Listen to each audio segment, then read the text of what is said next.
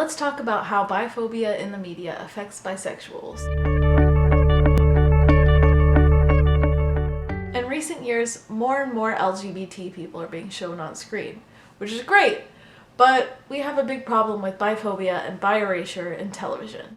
If you aren't familiar with these terms, bisexual erasure, or bi-invisibility, is the tendency to ignore, remove, falsify, or re-explain evidence of bisexuality in history, academia, and the media. Today I'm going to be focusing specifically on the media and biphobia and bi-erasure in television, and how it affects our mental health as bisexuals, and how non-bi people treat us and see us. In the MTV show Faking It, one of the characters consistently makes biphobic comments throughout the entire show. Like when he says dating someone bi is a lesson in insecurity, and repeatedly calls the only out bisexual character secretly gay, and says, the bi label is just a step in the coming out process. In the same show, one of the main protagonists tells her girlfriend that she's questioning her sexuality and she doesn't know if she's a lesbian.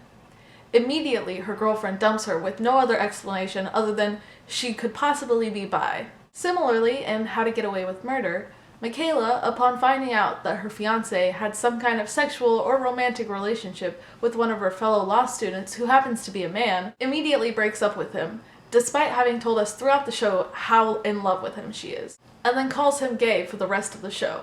In all of these cases, the characters are never called out or corrected for their biphobic comments. Then there's the case of complete erasure in the media. In Orange is the New Black, Piper Chapman, who's based on an out bisexual woman, never once says the word bisexual.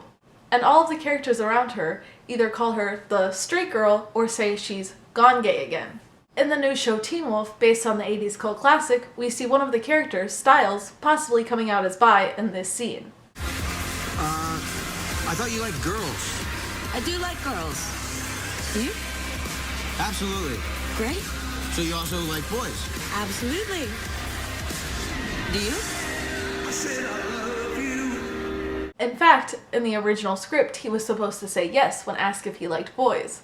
But that never made the final edit, and we were left with this really vague scene.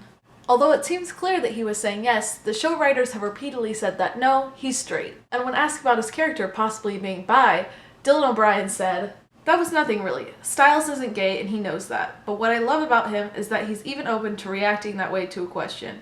He doesn't have to jump into a defensive thing. He's just so honest. He's clearly not gay. I've never thought the character was. But he also looks at people as people. He doesn't associate gay and not gay, but he knows he likes girls. It definitely created a whole thing though." He doesn't even respond to the actual question, just repeats that Styles isn't gay. And while we're talking about excluding and changing lines to keep characters seemingly heterosexual, in season 8 of Supernatural, Dean Winchester's line was changed from "I love you" to "I need you." Please. End this, Castiel.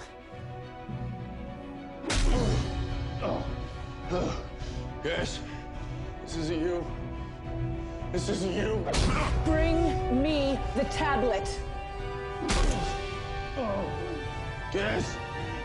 Yes. I know you're in there. I know you can hear me. Yes. It's me. We're family. We need you. I need you. You have to choose, Castiel. Us or them. Good.